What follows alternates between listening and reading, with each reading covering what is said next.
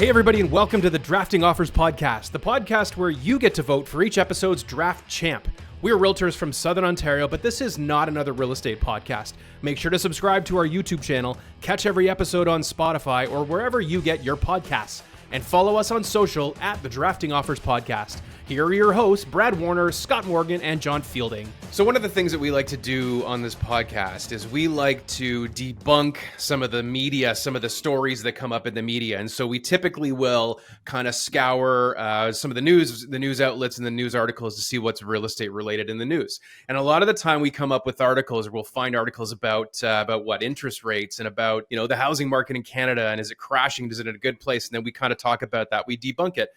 This week is probably one of the best headlines that I've seen that's real estate related, and it has nothing to do with interest rates. It has nothing to do with the market in Canada. It has to do with one agent and a stupid decision that they made in BC somewhere, Vancouver, something like that. So I don't know. I think, Scott, if you read Brad sent it to us. He sent it the other day in the group chat. And I don't know if one of you guys wants to kind of explain what this article is all about, because I think people are kind of like, I think I've teed this up too much. I would be happy to tell you about this article. It's some pretty heavy-hitting real estate content. I was sinking my teeth into last night when Brad sent it in our group chat. What we were seeing was in British Columbia, a real estate agent decided to enter a showing. I don't know if clients were with him or not. It wasn't specified. Opened the fridge, took a swig of some milk from the carton and popped it back. But when they grabbed the milk, it sounds as though he sat on the side of a couch and broke the couch. Did he still have the milk carton? Like, did it go everywhere? There was no mess from the sounds of it. It sounds like he just returned it, but all this was caught on camera. So the homeowners were able to see this guy come in, take a swig of their milk, break their couch, and just peace out. Okay, I think this matters. Was it the agent that took the drink of the milk? Was he working for the sellers, or was he working with the buyers? Like, did they know, the homeowners know him? No, Right. it doesn't specify the buying or selling agent. Does it actually matter? I think it's Kind worse of. if it's the buying agent. Like, if Yeah. you have a way relationship worse. with the Way sellers. worse. So what this translated to was a fine of $15,000. So we were kind of wondering what your thoughts are on if that was too harsh, too little. It's baffling. Like, there's some things that happen in our industry that are horrible, that people get caught doing and give us a bad name, and they get a slap on the wrist and have to go for a course. So That's what I was your gonna say. $15,000 is next Right. level. Milk was a bad choice Milk that was day. a bad choice. Milk was a bad choice that day. You're right about that. I've seen a lot of things happen that I think are worthy of substantial fines and suspension of registration and things like that for realtors who are breaking laws. This was an invasion of privacy, and this was definitely like something that can be $15,000. I don't know. I don't know if that's a big enough fine. I know that as far as like the offense scale, I put that a little lower than, you know, defrauding somebody up here. But I don't know. I don't know. 15,000 is kind of subjective, right? Because to somebody, it's a lot of money. To other people, it might not be a lot of money. So he did bring up that and was quoted as he was unusually dehydrated that day due to some new medication and just had to get a swig of that milk. So, you know, But if you're dehydrated, are you reaching for a big glass of milk? not I in the feel slightest. Put my there's face a under the tap and faucet drink. right there. Yeah. as an adult male, I don't even think we actually need to drink milk at all. Like, I'm pretty sure all the calcium that we can really absorb is like done by the time we're teenagers. This guy's a nut bar. Brad, I think if you anyone who drinks milk like that is nuts. Any full-grown adult who drinks a glass of milk is a psychopath. There, I said it. And if you drink milk out of the carton and put it back in the fridge, go back to your frat house, because you don't belong in society. So actually, let me throw another. I forgot a key piece to this story is this was in peak COVID. So it was also that he took a swig from the carton and then placed it back. And the homeowners had lost both sets of parents to COVID. So I'm wondering if that was made like maybe I hid the lead of that story. but I It mean, was buried. That part was buried in the story, it anyways. was buried That's in right, the yeah. article. Yeah. Yeah, So yeah. They buried the lead. Like the lead was something. Like it was actually an important thing. But what they made it look like is just like how real estate agent takes a swig of somebody's milk and puts it back in the like. It was. I didn't realize that it was during peak COVID. I thought it was a little bit more recently. let me pose a No, question to you that's how long guys. it's taken for anyone to act on it. Yeah, no, that's pretty much it. It's been 3 years. But let me ask you guys a question here. What's worse, the real estate agent going in, taking a swig of milk, putting it back in the fridge, getting caught on video, or when your clients come home from people having showings of their property and their bathroom just reeks from a fresh one that one of their clients just dropped in there? Because that has happened. I've had that phone call. What's your thoughts? Both are disrespectful. One of them, I don't know. It just depends on when you are. Because see, like if this happened a week ago, I would have said, "Oh, the toilet thing is probably worse." But if this happened during COVID, when we were like making like using masks and like limiting all this kind of stuff and distancing, that would almost be worse. Like the milk thing would almost be worse than the toilet thing, just because of contact and mouths and stuff like that. During I that guess time. they looked at it as attempted murder, right? Where Hey, it could have been. the other one could be as well, depending on what they had for lunch, maybe. But right? you Maybe allow there's an your allergy. clients to use the bathroom when they go through showings. Listen, that most likely that guy who's using the bathroom and number two drank the milk too, right? Those go hand in hand to me. But I'm not. What are we doing? What are we talking about? You got a lot of dairy farmers out your way, Brad. Have you just eliminated a portion of your business by saying you're anti-milk? I'm not anti-milk. I love dairy. There's lots of uses for milk, but sure. Anyways, this podcast has been sponsored by Reed's Dairy of Belleville, Ontario. Get your milk and your loony milkshakes at Reed's Dairy in the Quincy region. Toonie tornadoes. I hope that $15,000 didn't, like, I'm sure it went to it sounds like it, or it went through real estate association. Yeah, I hope probably, it went in Rico, I guess, but I hope it went to the homeowners. Like if that was in Ontario, I feel like it would just go to Rico. But I think they need some compensation. That's for sure. I think the homeowners deserve some compensation. Yeah, and a fresh carton of milk. Or a bag. Yeah, nice. I imagine he was drinking out of a bag.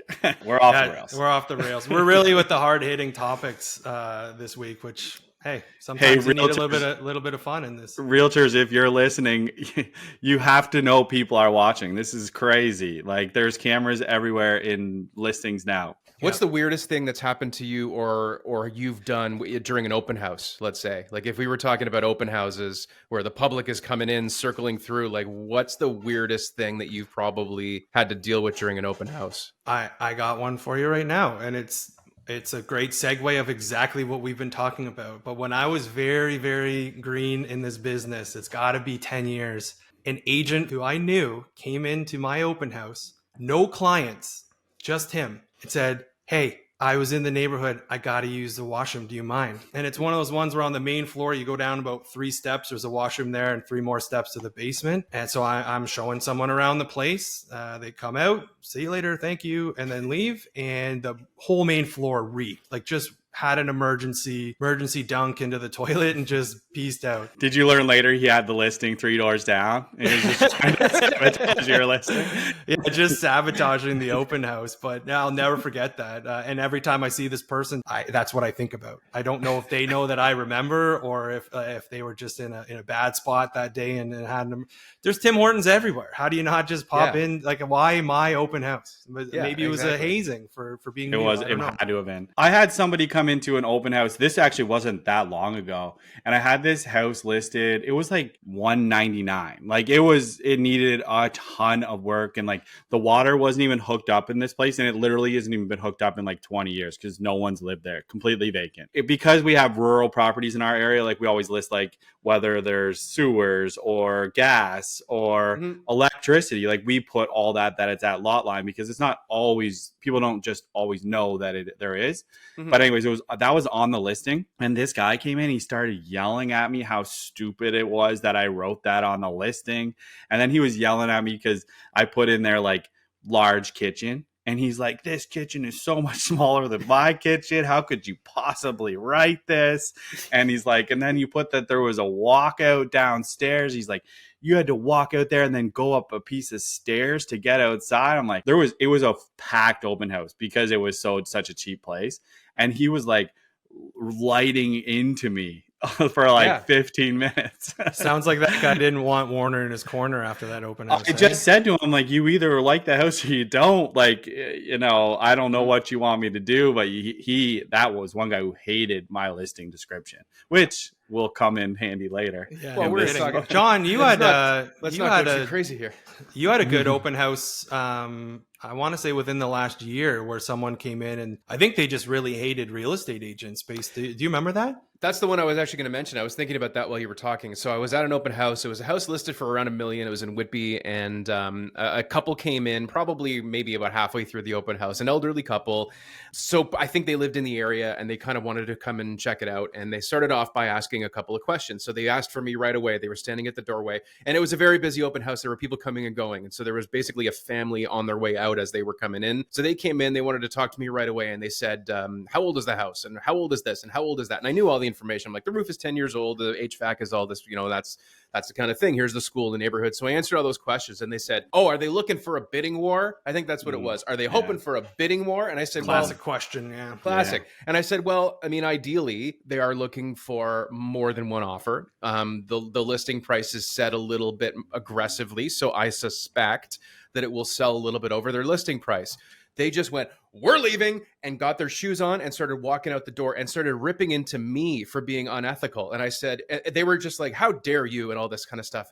It's you know, they had this vendetta with real estate agents, and I just happened to be the one that was caught in the line of fire. So I said, "Listen, I mean, this is the thing. Like, if you'd like me to help you explain the comparable properties, if you'd like any more information, like, I don't want you to leave here with a bad taste in your mouth. I really want to help you understand the list price versus the sell price versus whatever, and all this kind of just the market in general."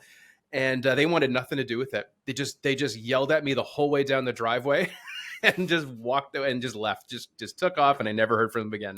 Needless to say, they didn't sign my registry or take any of my mints or candy or my bottled water. And God forbid you try to sell the house for as much as you possibly can, John. God forbid, Come on. exactly. Well, that's it's just they think that we're being very unethical. But I mean, if the tables were turned and if they were the ones that were selling and somebody else came into their open house, you know, if they were the ones that were selling and they wanted as much as they could possibly get for the house, absolutely. You know, there's strategies and there's different listing. I wouldn't say tactics, but I mean, there's different listing strategies that you can use, and there's some that work and there's some that don't. Depends on the property, depends on the price range, depends on where it is. Like, there's a lot of things we do. Like, no two property, you know, sales are identical. This isn't a paint by numbers business.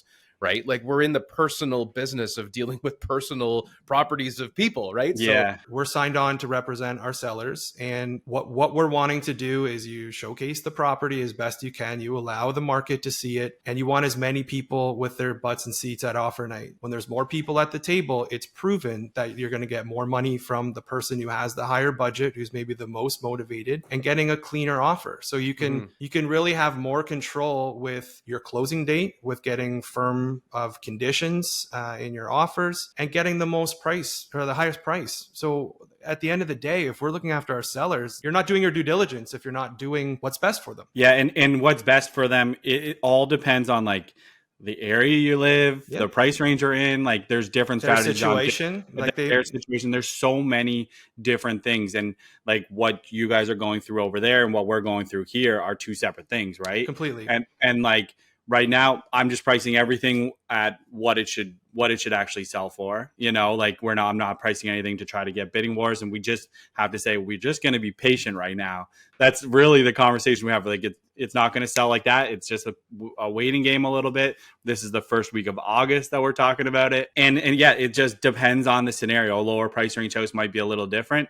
The only annoying thing is now you're pricing it at where you think it should be worth. Then you get a call from a realtor and goes, "I'm going to give you a $50,000 under what you have listed for, because have you seen the market?" Yeah. And then I had this conversation last week, and I was like, yeah, that's why we priced it the way that we did. Last year, this house would have been $880,000. Now it's priced at $740,000. Like, we're already accommodating it. Don't give me that garbage. There's a lot of vultures out there right now, from even the last presentation, I think we had 5. 2 of them were not even in the realm of making sense, even in this market. And everyone uses that. Have you seen the market? Oh, we're worried. We want to make sure it appraises. Well, yeah, but it doesn't mean that detached property should be going for the same or less than a row home. Like that's just right. That's just not a thing. So How does that buyer agent explain that to the buyer then if they lose so miserably on a deal? Like if their bid was $100,000 less than what it was, and it's like, well, you told me that it would be around this price, and the buyer's upset. That the agent is trying to sort of put the blame on the listing agent or whatever. Like it just ends up being a bad experience for everybody involved. Yeah, and I'm sure the blame is being put on the listing agent and being crazy or they're way off base, but it's always those buyer agents that are missing like that. They're not the ones that are doing high volume. They're not the one. They're usually the ones that maybe do very limited, or you've never heard their name. And it sounds bad to say that, but it's just someone that's not someone you've come across. And maybe they haven't done a few deals since however long, so they don't know exactly what's going on at that moment. So well, we've been talking a lot about our listings and our sellers. One of the questions I know I come across quite often when you're signing paperwork is, are we doing an open house? So what are your guys' thoughts on open houses? I like open houses. I mean, I kind of have a bit of a background in events and event management and promotions and marketing. And so that kind of stuff is like right in my wheelhouse. So I like to kind of set up the open house and get a bit of an atmosphere going, turn the lights on, take the pictures, broadcast it on social media, those kinds of things, have snacks or whatever. So I like to turn it into a bit of a thing. When we had to stop doing open houses, early COVID, so March 2020, myself and a colleague of mine came up with the idea to do a virtual open house. And so I think it was probably the first one that I had seen was us doing a virtual open house. We did it. It wasn't just a walk around video. We actually did it live on Facebook and Instagram so that you could respond. Like if you wanted to ask a question, you could respond in real time. So if I was taking a tour of the house and explaining it, like I basically took my phone and kind of went around the house, and you could write comments or questions in the comments. And so I was able to answer questions right away. So it was almost like taking 12 people on a tour, 15 people on a tour of the house, not just one person on a tour of the house. So for us, like for me, it actually worked really, really well. Then we kind of stopped doing that, and people realized, we don't really need an open house to sell the house. They kind of sell, well, that was the reflection of the market at the time. It's not like all of a sudden we don't need to do open houses. It was just that they were selling like crazy and we couldn't do open houses.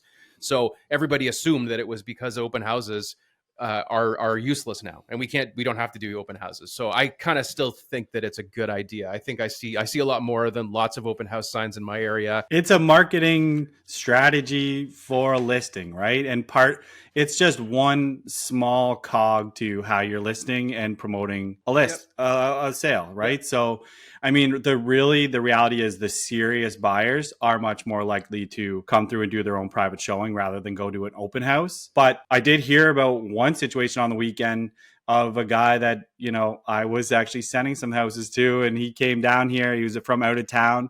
He went to a bunch of open houses, and then he actually bought one of the houses he saw during the open house. Cool. And so I don't hear that very often. Little to never really I've ever heard of someone buying a house who just went through an open house. But me, like John, I don't know if this is because we both have maybe that little events background, to be honest.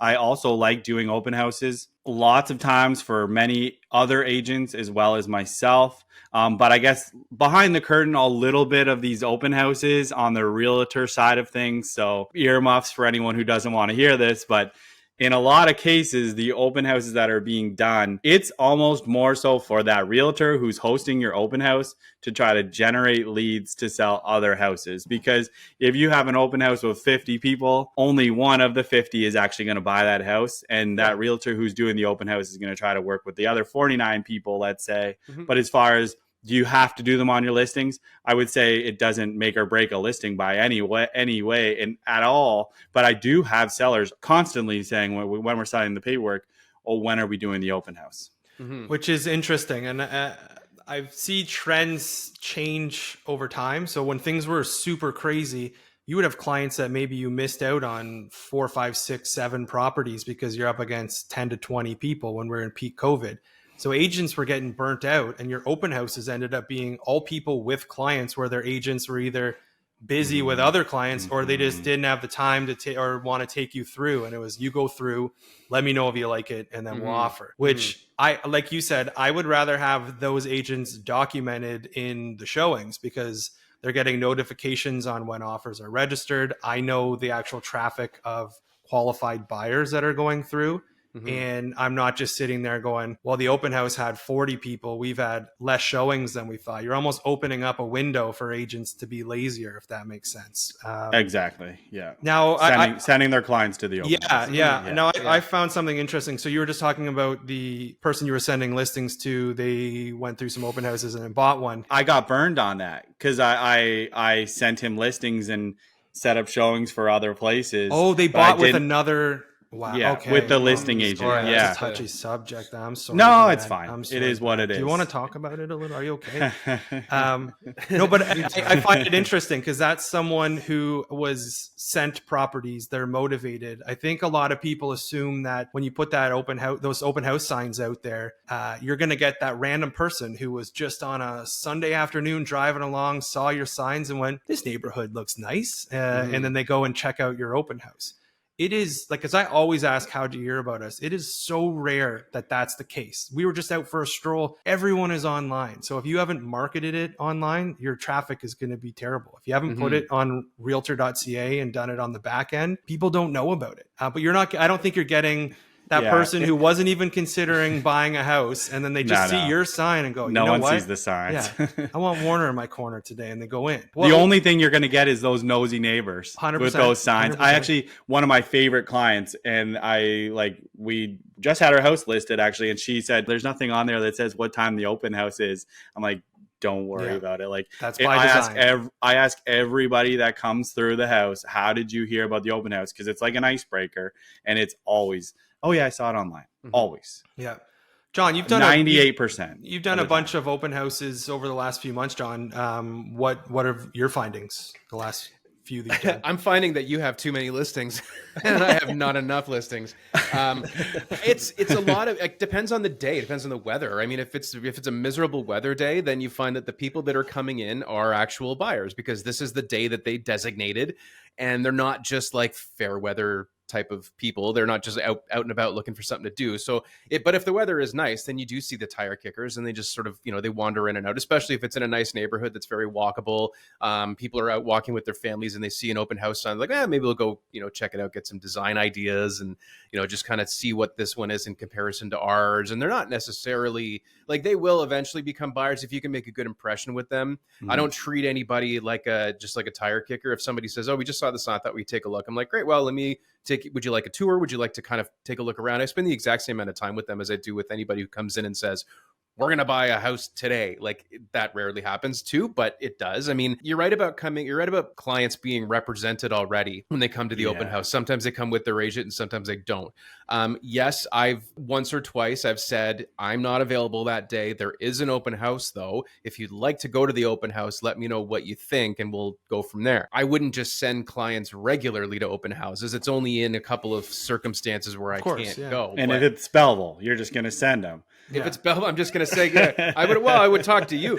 I wouldn't just send them and say, like, here, I'll hook you up with somebody. So a lot of the time agents will come through with clients, and you just kind of leave them alone, let them do their thing. And it's good. Do you generally find those people that have agents, if they say, like, if you're asking where are you coming from today, they're out of town? Like, it's not a lot of the local agents that send people through. It's usually, I don't want to drive from Toronto to Whitby to show that place. We get that too. I see that if I'm here in Oshawa, or if I'm Whitby or Brooklyn or Bowmanville or anywhere else, it's like, well, are you local? Are you from the area? No, we're from Scarborough, we're from Markham, we're from Mississauga, the West End. It's like, oh, great, okay, and you've got an agent, I assume, out there. Yep, okay, great. Obviously they do. You don't even have to ask. Ours is normally, if they do have a local agent, you usually know from ahead of time from that agent. Like, they'll message you and be like, hey, I have a client coming through. Oh, lucky you. We get that a lot, but do you? Maybe That's we're nice. like a little bit more familiar with each other. There's not as many of us. Yeah. So we might not know them on a personal level, but we know who they are usually. And like, they'll send you a text and be like, hey, I have somebody coming through the open house, one of my clients. Mm-hmm. I get that. I get that all the time. Yeah. So do you have a lot of listings then, Brad, where you might get a call from the agent to ask you to show it for them? Because I've noticed in broker remarks, which for those that don't know that aren't realtors, you see a couple different spots where we outline things about the property, but there's a section in there just for real estate agents to see on the listings. And it usually talks about commission in there. And what it will say is, if we show your client the property, it's minus X commission. Do you see that a lot? Is that why we're seeing that here maybe? Or we write that on like crazy because there's so many times that someone has reached out to a local person and their agent is in the GTA, and then the local person who's a listing agent shows the house to that person, and then that person, you never really hear from them again. And then you get an offer from that exact same person that you sold the house to from their agent who lives in the GTA. So I think that's just protecting the time of the listing agent. But I have different feelings about that, I guess. But like, I think it's usually that the 25% of the commission, it's not given to the listing agent. I'm pretty sure it's just taking off of the commission total. So it's not like the listing agent's like, well, I'm benefiting more from this. I think that's the way a lot of people are doing it. But what you just talked about actually is like, there's a lot of people that have that actually written into the open house now too. Oh, wow. Like if I show your client at the open house, it's 25% off of the commission too. I know I've seen a lot of it lately, but for me personally, for what it's worth, my sole thing to do when I list your house is to sell your house. So if that means showing it to someone who has their own agent who can't make it, I'm always going to show it. And I'm not going to reduce their commission. I'm not going to come up with a plan on that side of things because honestly, I'm there to sell the house for the listing agent. And I feel strongly about that. This ad has been brought to you by Brad Warner, Pro Alliance, Royal LePage. That was a clip. That was a clip. That was a clip. That was a clip. I know. Good thing nobody interrupted you. That's a good one. That was a good one. But I agree with you. You want to sell that property for your clients. Sorry. Yeah. That got super serious. But I saw what you were going with, and I'm like, let this guy just take the ball and run with it. But yeah, is that enforceable? Just because you've put it on your listing in the brokerage remarks, no one's necessarily agreed to it. I wonder if that actually has been enforced. Yeah, how do you enforce that? Because when that offer comes in, I'm sure it has been. And when that offer comes in, you're then noticing the name. Like, are you going, well, we're adjusting the confirmation of cooperation, or are you like that's? Because no one willingly is going to be like, yeah, they did go through. I'm going to take a quarter point off of. It's a wages. Realm of like pushback on out-of-town agents who are coming to rural areas. It's not just my area; it's all rural areas. It's a pushback against those GTA agents not just referring their clients, and it's not something I really want to dive into. Well, we got to dive into listings anyway because we're going to talk about listing descriptions. I was going to say, but we want to talk about a little bit more cringy, overused jargon, slang, that kind of stuff that people put into listings, whether it's client-facing remarks or like, the public-facing remarks. Some people put some cringy stuff in the brokerage-facing remarks that Scott was mentioning, the stuff that the general public doesn't usually see. But this week's draft topic is our cringiest, most overused listing terms. And you've got the wheel up, so we're actually going to pick. I got the wheel what up. Are we doing here? So here we go. Who's going to pick this? Who's going to be picking first? We're spinning, and it looks like, wow. First time in a long time, Brad Warner will be selecting the order of our draft. I like it. I got some heavy hitters, too. I'm probably the cringiest on this whole thing, and there's no doubt about that. I'm going to go first. Okay. Scott's going to go second. And John's going to go third. So he gets 2 in a row. And just to be clear, it's not just like one word. It's multiple words. Terms. Can be multiple words. Could be one word. Could be sayings. Can we actually just get back to it? Didn't get brought up at the start of the podcast. And I'm thinking because it's becoming an awkward conversation. But last week's winner, and I don't want to rub it in, but it was me again. And yeah, you do. No, I don't want to put it in, but I'm gonna. Congratulations. I'm at a point now where I'm feeling a little awkward when I'm. It wasn't even close. No, it was a blowout. I'm just like, are we fully invested in the drafting, or like, what's going on here? Is everything okay? I got burned by the Brady Bunch. I got burned, and I got lots of messages. John and I burning told you, me. But that's I got lots of people telling me Sopranos was awesome, but they couldn't vote for me because of the Brady Bunch, and it hurt. Did you hear anything about your SpongeBob? Was there any backlash? Not a lot. On that? Not I a thought lot. there'd be more. Yeah, I thought if but anything, it's going to be the Pineapple Under the Sea, not the Brady Bunch beautiful mid-century modern bungalow. Always selling. But that was one where John, you actually came second in that one. You had a good amount of votes, and Brad, like I think other than you and one or two people like I think there was maybe 4 votes for you total. Well, Scott he called me and he was like, maybe your wife voted for my wife voted for Scott. Yeah, and I was like, have you met her before? You think she's gonna just vote for me just because it's me? Well, you had made a comment. You're like, oh, I gotta call my wife. I'm like, well, before you might need to know. And then I dropped the bomb on you. Like, how was everything that night at home? Was everything okay? I told her you said that too, and she was like, why would I vote for you if you're not the best team? That keeps things. And she said it was Jersey Shore House did me in. That's what she said. That you didn't have it? That you had Jersey Shore House and I didn't, and then that was the kicker. Played to the audience, but Jersey Shore. Okay. That's why not pandering with politicking for our teams is so good, because you get people's wives. Like my wife voted for Brad one time. And that was a rough night. We had all right, whatever. Let's move on. I'm gonna go with the first pick. Okay, so cringiest terms on a listing description, something like that. We're going with. Yes. All right, my number 1 pick is the same word 3 times. Location, location, location. It's cringy, and you see it all the time.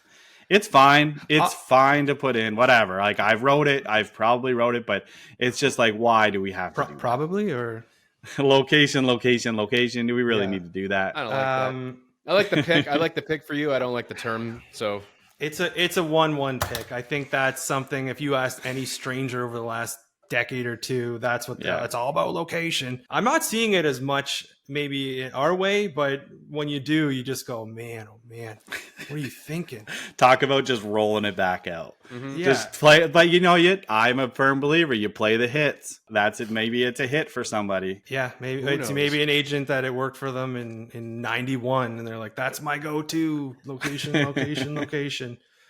Great pick, Brad. I had a feeling you were going to go with that one. I think another one that gets brought up when you hear this term, you know what the truth is about it, but it's this house has good bones. Like there's good bones. And what that's basically stating is it's not falling in on itself, but it is a turd. That's my go-to. Good bones. It could be okay. Like it could have really good structural integrity, and it's been standing, and the house is great. It's just the HVAC's newer, maybe things are good quality, but it needs updating is kind of what I see with that one too. But it also could just be completely destroyed. Like good bone. Okay, the wood is in good shape, but the drywall has rot and mold and holes in it. What age of house would you be like, that age is something I'd be like, that's good bones? Because they're obviously like the design of houses has changed a lot over the years. Well, you're saying like what's the most like what era? What era? Yeah, like okay, so when did they build the best for houses? A well-built house? For when did they build the best houses? Well, it depends on the builder. You can easily say 2000 onwards is not in the question. No. Yeah. I want to say in the 1980s. And I'm saying the 1980s because people spent money in the 1980s, right? It was like, tech boom, cell phones, go, everything. There was tons of money flying around. People were having like, big parties, and then the 90s, then it was the recession and that kind of stuff. So I want to say like houses that were built in the 1980s are probably really good quality. Except all those damn 80s houses that put in aluminum wiring. Yeah. Oh yeah. Well, but that's not bones. That's not bones. But I'm just curious. You could get into an era where you're getting knob and tube. You could be getting into that's UV. long. Yeah. You could be getting into a lot of aluminum wiring. I was gone along the same lines as John, though. 60s to 80s. Yeah. 60s. I would go back to 60s. My parents had a house 60s, that was you might get some asbestos tiles in there. Like there's urea formaldehyde foamants. You'll get Maybe. UFI. You'll get UFFI in those 1960s houses, and possibly some aluminum wiring if they were in the. I know that they were doing aluminum wiring even in the 70s. I don't think it even started in the 80s. But you look back at those things. They're still standing. They're still standing. 60, 70 years. They're still ripping. And then there's some houses from the 2000s where you're going, what happened here? Okay, sorry, I got us off there. That's okay. Yeah. John, you get 2 in a row here, buddy. I was going to take something that had to do with location, but I'm not sure I'm going to do that. I'm going to say easy to show. Easy to show. Definitely wrote that. I don't like that because what's hard? Is it hard to show? Like, what's hard to show? What's the opposite of that? What's the alternative? It's really difficult to show. Yeah. You don't want to come to this Tough place. to get in that lockbox. 10 different locks and keys. The driveway is full of alligators. Like, I don't know. What's hard to show? Why would you say easy to show? Sometimes we see this in just the brokerage description. Like sometimes we'll see it in the, in the client facing description. Sometimes we'll see it in just the brokerage description so that the agent can say, oh yeah, this is no problem. Like we're always available. Easy to show. Yeah, I think on our side of things, that would mean it's vacant probably. Like go ahead and book it in an hour. You know what I mean? But middle of the night, the public thing it's a little different. Yeah. Easy. Yeah. Or like, shows whatever. I don't know. There's different showing descriptions, but I don't know. That's probably. Don't tip any picks there, John. But I don't think that, easy to show. I think that's a great pick because what's the alternative? You're right. What's the alternative? Difficult. This is a difficult house. Tenanted. Yeah, that's difficult. My first pick in round number 2 is going to be bring your ideas. Bring your ideas because the place needs a lot of work. I didn't either, but that is so bad. You only have so many characters in a listing write-up, and why would you waste it on that? Bring your ideas. Bring your ideas. My last listing. It seems ridiculous. Did you? You guys keep talking. I'll tell you what I got on it. You don't have to. It's okay. We don't need. Maybe we do need. No. You talk about that. I just think that it kind of implies that you're basically buying a money pit. Like that's what it implies. If you want a money pit, you're going to buy it. Bring your ideas. As a caveat to what I'm about to read, the sellers are doing a seller credit at the end. So it's like, oh, we'll credit you at closing a certain $5,000. This one is in particular, and it's something around like, we'll give you $5,000 to bring your ideas. Can you do that? Is that legal? The sellers are giving a $5,000 credit at closing to unleash your imagination. Oh. $5,000 credit at closing to unleash your imagination or to replace the broken stove that we didn't tell you about. Unleash your imagination. I'm being creative, guys. Poet, buddy. Okay. All right. It's a great house, so by the way, go and check it out. 531 Whites Road. Boom. There's a lot of really good ones here. I am gonna go with Handyman Special. I see that after Bring Your Ideas. Handyman Special. Bring your ideas. Bring your ideas. Handyman Special. What that leads me to is the same feeling as Bring Your Ideas in the sense that they're saying there's a lot wrong with this thing or you need to do, and you need a handyman for this one. Where it's really cringe from the real estate side of things is you talk to any mortgage broker, and if it says that or needs work, anything like that, they're getting an appraisal on it. It's getting flagged, and there's a potential that you might not get your financing for it. Mm-hmm. So the fact you're putting it in your listing is you're shooting yourself in the foot on the sale. So cringe. Putting a lot of extra, that does make me cringe because you're putting a lot of extra, pressure on yourself when you don't necessarily have to. And that's not to say that we should be unethical and not put certain things in the listing that deserve to be there. But putting something like that, literally saying this house needs a lot of work, you have to be ready for all this kind of work, and then trying to get a mortgage on that property. You're right. The broker's going to go, should we? Like, how much work does it actually need? Is it worth what you paid for it? So. And it's 2023. It's not a handy man. It's a handy person. So another cringe thing. Yeah. In the graphic, it's going to say handy man. It will. It will. All right. Which is so cringe. It's so cringe. Yeah. I'm on team handy person. Okay. My pick next, right? Yeah. Yep. Okay, the first one I'm going to take is cozy. I mean, I don't even know what they're usually trying to come across. It's a small room. If it says cozy, it's small. Cozy equals small, right? Usually. Yeah. Okay, tell me a sense where cozy does not equal small. Like a tight sleeping bag. Cozy, I don't know, maybe it's just that room where you just feel comfortable when you're in it, but it's usually comforting to be like compressed. So you're right, it's usually smaller. Not debating that, but cozy and then of the second round, and Brad will start the third round with. I'll go with hidden gem. Yeah, because if there was as many hidden gems around here as there was on listing descriptions, the whole town would be like gleaming in with like rubies and emeralds and diamonds. DiCaprio would be making a movie over here, guys. Right? Exactly. Okay, I see what you did there. You're right. And the other thing is, like, I know, Brad, you guys have a little more diversity with respect to what kind of properties you're seeing out there in suburbia here. Your hidden gem is there's 12 hidden gems, the same floor plans on your street. So what's so hidden about it? What's so gem worthy about it? I could have a red door instead of all the other ones have blue. Yeah. This one's got an island instead of a peninsula. Soft close kitchen cupboards. Yeah, That's hidden gem means rare, gem. and when you're in suburbia, you're not getting a whole lot of rare unless you're just custom homing it. So I like that pick. I won't lie to you. I thought I could get it this round. So you took a good one. So that's just going to push me to the next one. I actually used this year and it made sense. But when you say $1 million view, is the view worth, you're going to walk out and be like, I'll give you $1 million to sit here for the rest of my life? No. Is it going to get you an extra $1 million because of that view? No. It's a lot of the time it's of a ravine lot that is just backing onto a swamp or something, or a area where you have sitting water, and you're like $1 million view. Yeah, I think $1 it's cringe. If you've got standing water, you're going to have $1 million mosquito breeding area. So to not seem hypocritical, I did use it this year. It was for a condo that had a very special view of the Toronto city skyline and CN Tower. And I can actually say, based on where comparables were and where we sold, we got into the $1 million, which was not expected, and it was because of that view. So that must have been $1 million case where it could be used, but the overuse of that term is cringe. The $1 million view is the front porch looking in. That's what it's supposed to be. That's the $1 million view. If the house is $1 million, I guess nowadays every house is $1 million. So the $1 million view from the sidewalk. Yeah. Interesting. That one was over both your heads. I think that was. I'm pretty sure I put that. You can explain it to us later.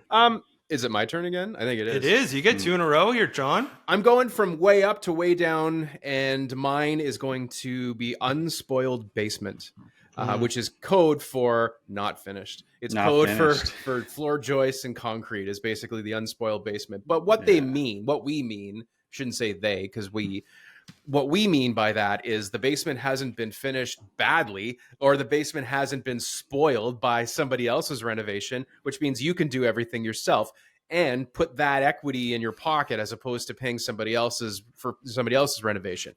So we tend to see, like, we've seen some fantastic, beautiful basements, beautiful basement renovations, top quality finishes everywhere. I've seen some, they finish it just so they can legally say that it's a finished basement, but there's really not much going on. But the unspoiled basement is kind of I just go, every time. Do you want to just say you know what I hate about it? And it's not even that, it's not the cringy part about it. It's like the fact that the word spoiled is in the word. Yeah. I hate doing any listing description. Even though it's unspoiled, it still has the word spoiled in it. Yeah, I don't like the negative talk. No negative tone, no negative words, even though it's the anti of the negative, still no negatives. Positive vibes only on your end, eh? That's right. Good vibes only. Yeah. Nice. Yeah. That's a good one, John. That's a haymaker in the 3rd round. So how are we going to start the 4th round? There's some angst behind that. What do we got? On it. This could be a blow up time for John. Or this could be what wins it for him. Let's hear it. Has anybody said the one you've been waiting for? No, right? Okay. I can say the one you've been waiting for. My pick is the one you've been waiting for. Yeah. As if people are just sitting there on the sideline waiting for something to happen right away with this particular place. This is the one that you've been waiting for. Is it the one that I've been waiting for? Is it the one that you guys have been waiting for? How do I know if it's the one that you've been waiting for? I don't even know who you are. So the one you've been waiting for, to me, just doesn't mean anything, and I want it to go away. Yeah, that interior unit townhouse with the unspoiled basement and no renovations. And the $1 million view. The one you've been waiting for is the one you've been waiting for. Brad, have you used this one before? Yeah. Are there any here you haven't used? I don't know. I have my friend that helps me write them. ChatGPT. ChatGPT. Yeah. But no, linguist, it's an editor. It's an editor. And that's fair. Yeah. That might be another conversation for another day. We can talk about AI and however that's going. I know we've hinted at that before. We've talked about some listing descriptions that are kind of partially written by AI. But when somebody puts in the one you've been waiting for and the exclamation marks, I just kind of go, oh, come on, man. I don't know. How do I know? How do you know? How do you know me?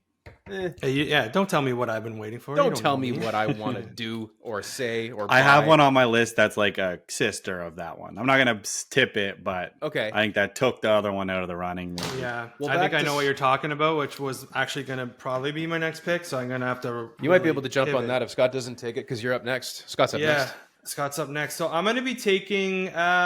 There's two words that are the same. I'm going to take breathtaking. There is one that's still out there, but I think breathtaking really drives me nuts because you can really tell the person does not have any synonyms or proper adjectives to explain something that's nice. And they're saying breathtaking. And there's not been one time in 12 years that I've walked into a property and my breath has been blown out of my body because of something I've seen, other than the story I told last time where I walked in on the 80-plus-year-old lady sitting in a walk-in closet in the dark. That when that guy came over and took a dumb or two in your open house. Yeah, that was breathtaking. The smell would have been breathtaking. That's the breathtaking. Yeah, great callback there, Brad. That's a good one. But yeah, I'll take breathtaking. I'm going to go with the other one. I'm just going to go with the next pick because I know the other one he was thinking of, and I think I like it more, and I'm going to go with stunning. Yeah. Because it's the same. Have you ever walked in and you gotten stunned?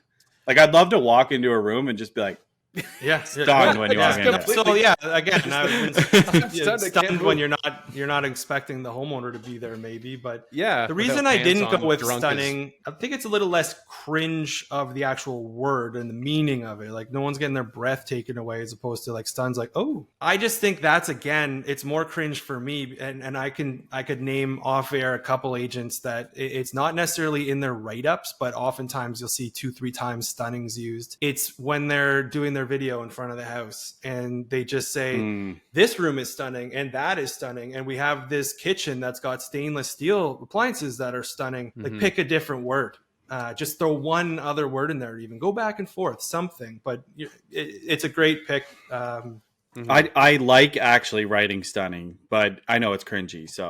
But I think I always mix it in there. I think what might actually be worse than stunning would be stunner. Unless you're talking about Stone Cold's finishing move, like that's a stunner. I think I would find that more cringe. What's that song, number one stunner? Well, don't go look at my YouTube channel then if you think that stunner is going to be. I'm pretty sure I threw that like another stunner on my Instagram, right? Hey, check this out. I got another stunner of a home for you today, and I'm never going to say that again because of this. So, I just picture. I'm always going to say it. Yeah. I'm going to say all of this stuff and not care what you guys think. No, we should say it without judgment and without feeling bad about it. This is a safe space. Okay, so is it John? Wow. Is it John? I feel like we come out with like a harsh clip on John every single week. Yeah. But I gotta say, in those ones, they've gotten very good views on the reels. Yeah, the reels, the best reels we get are the little harsh on John. But once he gets a win or two under his belt, it's gonna shift directions, and it'll probably be Brad or I. So when I get a win, the crown under my picture is gonna be like that big, or it's just gonna be the whole. It's right over my face. I'm gonna put it right on my head too. For like half the episode. I'm just wondering, people that are watching on YouTube, can you see my face right now? Because there's so many crowns on this thing. It's gonna. We got to go with the number in the X. Now I've got to go 5X. Like you can't put like all the 5 crowns across the bottom. First world problems when you're on top here. I'm sorry. Okay. Last pick, first round. So round. This is one I see in a lot of write-ups. I'm not sure if it's more of a rural thing than you guys are dealing with, but I'm gonna go with quaint. I see it a lot. I don't think that's rural. It's not rural. Do you see it a lot of listings your way? Because I see it a lot. I think it's smart on your guys' part, because if you get these out of town agents they're looking for quaint. So if you're telling me it's quaint, I'm down. I want to show that place. What's the definition of quaint? It seems very cozy. Instead of a cozy room, it's a very quaint house. Like it's. Have you ever seen it used in anything but a listing description of a house? The listing just like a description of a small town, like a Main Street area is quaint. Yeah. It's got a quaint Main Street. Niagara on the Lake has a good cool little main street. Unionville Main Street's another one. So other than real estate, So small you've heard it in a town. listing of a town. Yeah. And for a listing, yeah, not just maybe the marketing of the town. All right, challenge. We should all try to use the word quaint in something like describing to somebody this Done. week. Easy. Quaint. Okay, The word of the that's day it. is quaint. Quaint. Okay. My only it's a good choice, but did you just choose cozy twice? I think I just won the draft. Remember what happened when he said that last time? Cozy. I'm always You predicted I'm it. always my picks are so good. Well, I know we'll go through them at the end, but I have a really strong team. I think there's a lot of options out there that we'll let the people choose. No one's as confident. I kind of hope one of you guys wins because it's feeling weird. Give us your last pick there, and let's just see what John's happens. ready to punch me through the Hurry. screen. What are you? Embarrassment of riches is Like, basically what stop. he's saying. Second pick last round. I am going to take motivated seller. The reason being is that's maybe the realtor in me. The moment I see that is like, I'm going to nickel and dime this thing to death and get a good deal for my clients. You're basically, it's cringe because you're showing your cards to everyone and there's nothing good that can come out of that. So motivated seller. I don't know if that's going to be one that plays. This is a pick for me. That's a negotiator. You don't like that as a negotiator. Yeah. You like it on your own side, but you couldn't imagine writing that. For Yeah, your I think I seller. just lost the draft with that pick. If I'm being honest with you, I don't know if the general public knows. I was looking at one, and if John doesn't take it, I'll let you know what it was. Actually, two that I think you're gonna like a little better. But I went with my gut on that one. For those just joining us, a motivated seller on the description basically means we are desperate and they just shot themselves in the foot like a million times because that's gonna, if they reject a reasonable offer, you're gonna be like, well, I thought you were motivated. I thought you were a motivated seller for this place. Why are you rejecting my totally reasonable offer of $100,000, less than the asking price? Well, maybe you're not that motivated. When I see that, we're getting no showings. Please show this and give us an offer. Because I got to sell this thing. I need a commission. Those words don't generate the type of attention that I think the seller and the seller listing agent are looking for. You know what I mean? It's negative. You ever had a attention, client not tell you, positive. like, tell them we're motivated? Like, have you had that happen? Tell them we're Like, we're motivated. I'm not going to say your that. listing. They're like, let everyone know we're motivated. No. But even if they did say that, you would never let anyone know that. Yeah. No. Just say, well, we don't have to sell. They don't have to sell today. They don't have to sell next year. You're just looking for the best price. So whatever. That's where you just want to grab their lips and be like, never say that again, please. That's I will walk out this door. John, last pick, but not least. Last pick of the last round. I said this word earlier, and I'm kind of like, I don't know if I should have done that. But I actually, when I was talking about gems, I said the word gleaming. And that's going to be my pick. My last pick is going to be gleaming because people, what do you think of when you think of gleaming? Do you think of shiny? Do you think of clean? Like, what do you think of when it comes to gleaming? Gleaming hardwood floors. We hear that a lot. Gleaming hardwood floors. Well, I mean, are they kitchens? I think of being clean? Drenched in natural light. Gleaming, drenched in natural light. The floors? Just sounds sweaty, that drenched in natural Sorry to take away from gleaming, but I think it's... No, I don't want to be drenched in the middle of the summer. I don't want to be drenched in anything in the middle of the summer, except if I'm maybe in a pool. Except for natural light in an open concept kitchen. That's been a great episode. So gleaming is my pick. Gleaming, good way to close it out. When you said it earlier, I almost said don't tip picks, but because I know it's a good one, and I know that's one we've spoken about before, where it grinds your gears. So I'm happy you got it where you did, and that's a good one. Yeah. I don't look at any teams here that look bad. I think this is going to be interesting to see how it shakes out. Let me recap the teams. So we got Brad, location, cozy, hidden gem, stunning, and quaint. Scott has good bones, handyman special, $1 million view, breathtaking, and motivated seller. John has easy to show, bring your ideas, unspoiled basement, the one you've been waiting for. I really like that one, and gleaming. So let's hear what you have on the draft room floor. I had, so I had Diamond in the Rough, which was a sister of the Hidden Gem one. Yeah. I had the Handyman's Dream, which is the sister of the Handyman special that Scott took. And I was just thinking, like, who's actually dreaming of these houses? Once in a Lifetime Opportunity, which was the sister of the one you've been waiting for. So I stayed away from that one. Turnkey property. That was one. That was one of my last two that I was deciding between was turnkey. And then gourmet kitchen. Gourmet. The appliances don't make anything gourmet. I think the whole word gourmet just in every context is overused. I don't think people understand what it actually means. I don't think I even understand what it means. What does it even mean anymore? I had Backyard Oasis. Yeah, I wanted to bring that one out. Backyard Oasis. That would have been a good one. I was going to jump all over that one too. I thought you were going that direction. I should have. Maybe I should have. I don't know. Maybe we'll see here. Fussiest. Like bring your fussiest or pickiest buyer. Don't be fussy. Don't be. Yeah, exactly. Maybe they need a drink of milk to stop being so oversized. Yeah, let's get fussy and milk as the same. Let's put those together. My last one is oversized. How do you describe oversized? There's no standard anything. I mean, unless there is a standard and it's a lot bigger than the standard. Like we've got standard sized toilets pretty much in North America. There's like two sizes of toilet. There's round bowl and elongated bowl, but they're pretty much the same size. An oversized, if it was a bigger toilet for bigger people and it was actually called an oversized toilet, then okay, you can get away with that. But